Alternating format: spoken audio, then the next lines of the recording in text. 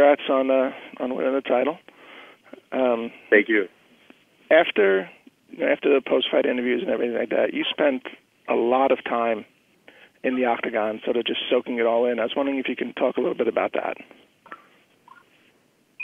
Yeah, I spent a lot of time in the octagon. I have a lot of experience in this sport, and I was very well prepared for this fight Saturday. I wanted to be there. There's no other place in the world where I wanted to be. I choose this. It didn't choose me. Like I said, when I was champion, it chose me. But now I choose to be there, and I was very happy, very motivated, and I'm very happy the way it happened. And I believe in it. Even a lot of people told me in my entourage to not do it. I did it because I wanted to have a memory of an achievement. That's something that I have done. And if I would not have come back, I would have regretted for the rest of my life. So I'm very happy. Mm-hmm. You also spoke about setting traps for Bisping, which is something I've heard Freddie Roach say a lot. Obviously, you worked with him for this entire camp. Was that part of his influence on you for this fight? Yeah, Freddie has a very good influence. You see, I dropped Bisping with a left hook because in the first round I was doing well, but then the second round Bisping made a great adjustment. He started running a little bit and moving it more. So I was prepared for this fight. The way I trained, we were thinking that we were going to fight a Bisping that will come forward and will try to bully me. But to his credit, he came with a very good strategy that gave me a lot of trouble, especially in the second round when he adjusts himself, start moving more, and I start trying to follow him too much. So in the third round, I had to adjust myself, and I was trying to go over his jab with the overhand right, and Freddie was telling me that in the second round now he started to adjusting to this, and he countered me with the right hand. He was countering my overhand with the right hand.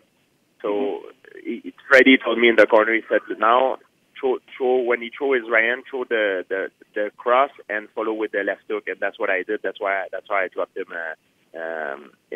Because a counter of a right hand is a left hook that comes over the right hand.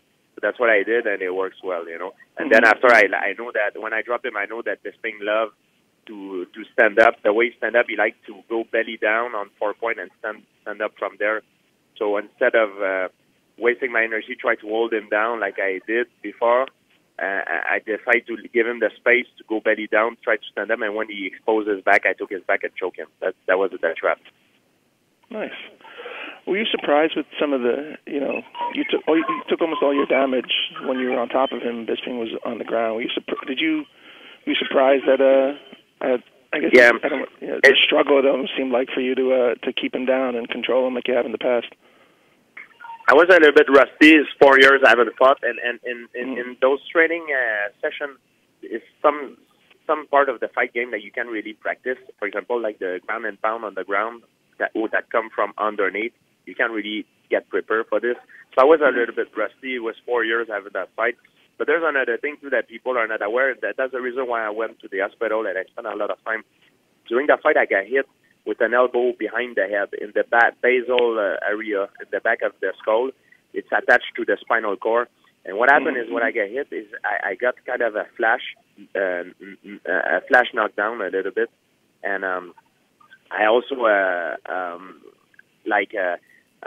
my neck got very inflamed. I got a very bad inflammation in my neck, and I couldn't really move my head much, especially at the end when I cooled down after the fight. It was terrible. I couldn't even tie up my shoes. It was very bad.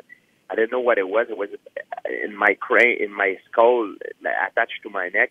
That's because of an elbow that I received. I think it happened when I rewatched that fight. I tried to watch when it happened. It happened, I believe, in the first round. It looked very insignificant when it happened, if you watch the video, but it was really there. And it's not the strength of the hit. It was more the precision of it. That's how he did. It's not his fault, we're not allowed to hit there, but it's not his fault. I think it's just in during the heat of the fight, he did it, and it's normal. And what happened is my neck was so inflamed that when I was on the floor, I had a hard time posturing up to strike because it was hurting me very bad. It was like I felt like my muscle couldn't contract. I couldn't contract my head to posture up and strike. It was a very weird feeling. I felt like my muscle was numb and dead, and it was very strange. And after the fight, like when it cooled down, it was terrible. It was like my neck couldn't move. It was very bad. Now it's still sore, but it got a lot better now. I got treatment on it, and now I'll be back 100% pretty soon. All right. Thank you, George.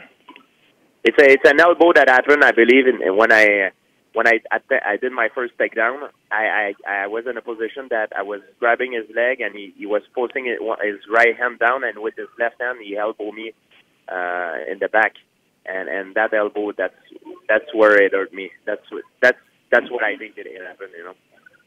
Okay. Thank you. Next question from Stephen Muehlhausen with Sporting News. Hi, George. Thank you for the time today. It's greatly appreciated, and congratulations. And how would you rate your performance on Saturday in terms of a grade, like A, B, C, D, F? It was a B. You know, it was okay. You know, I did some mistake that I didn't like. At one point, I put him down, and I wasn't in half guard.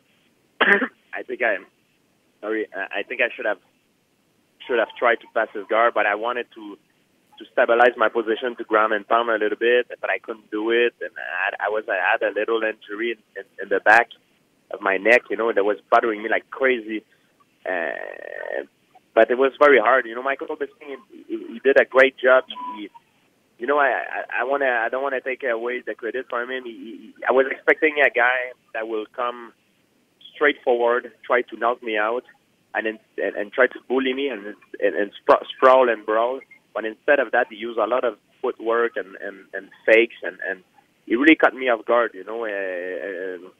And he did a great strategy. It made me fight. The fight happened. The fight was very different than I thought it was going to be, you know, from his part. So, congratulations to his coach, and obviously he's got an amazing team with him. He was very well prepared. He did his homework. And follow up to that. You know, you were talking about your neck, and you said it's still a little bit sore. Are you going to get your neck checked out, or are you just going to let time? I did. See what happens.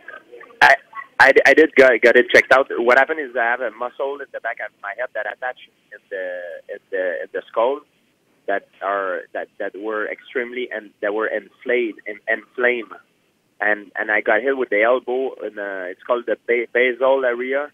The basal is a bone. There's a bone there that is about the thickness of a sheet of paper, and it's attached to the spinal cord, and it's very dangerous. You know, it's not the force of the blow. I think it's the precision of the blow. You know, it's a bad luck in a way that it happened like that, because when you look at the elbow itself, it looked pretty insignificant, and but it was just well put, like very precise, you know, and unfortunately I got a victim of it, but it was hurting me very bad. Like after the fight, the inflammation was crazy, and even like sleeping, just getting in the car was hard, you know, like just getting into a car, like you have to bend your head over. It was very hard for me. I was in a lot of pain, and I got it checked out. Everything was good.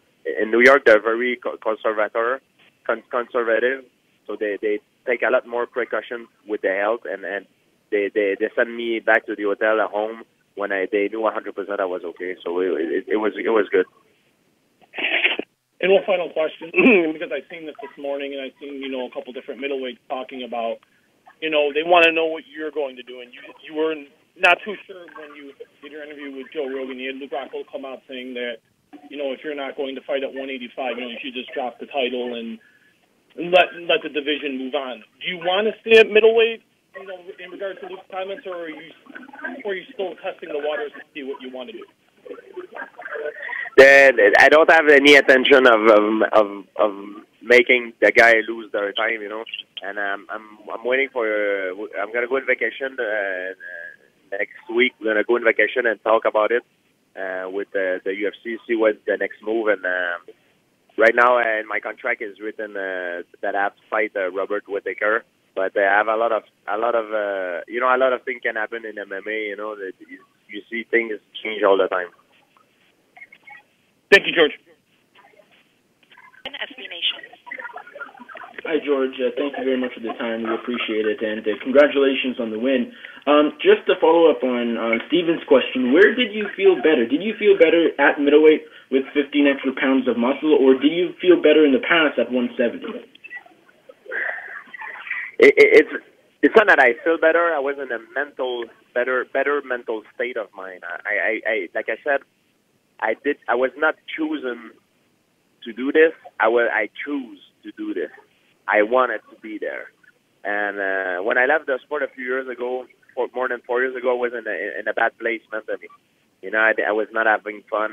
Now I was having fun Saturday.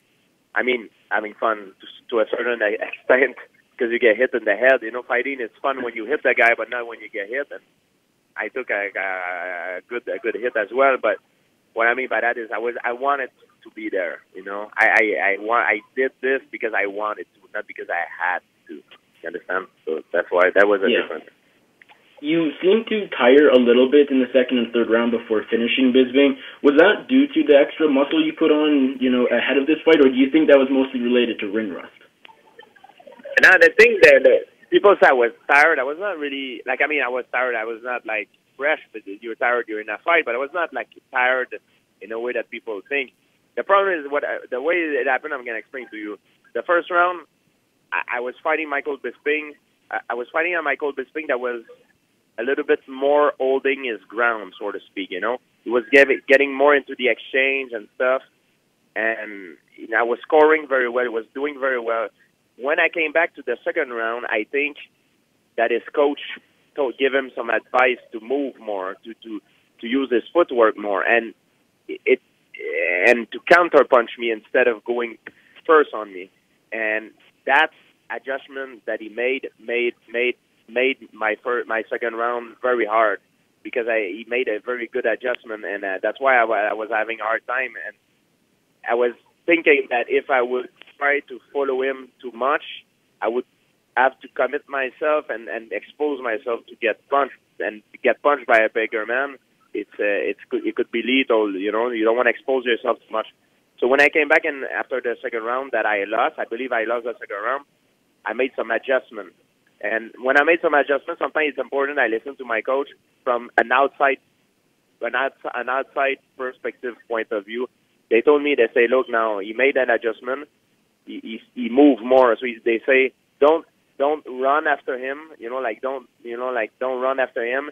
And Freddie told me, don't try to counter his jab that much with your overhand because you're loading up too much. So he said, instead of that, go with your straight and counter because he was countering my overhand with his right hand. So he said, what you're gonna do is counter his right hand with your hook. So after you throw your right hand, throw your hook right in the middle over his right hand, and that's what I did. In the exchange when I dropped him, I made the exchange. I made a lot of adjustment going to my third round, and it's not that I was tired. I made some adjustments, and I came back better, and that's how I dropped him with the left hook. That's what Freddie told me to do, and it was good. And then after when he was on the ground, I know that this thing like to stand back up by using a technique to go belly down. Use 4 points to go belly down. So I stroke him, I put him down, I strike him, but I couldn't take him out because he was protecting himself very well. So I knew he wanted to stand up, so I literally, it's called a slide by. I slide by his leg, and he tried to go belly down to stand up. So I let him go belly down, and I took his back. That was a trap that I set up.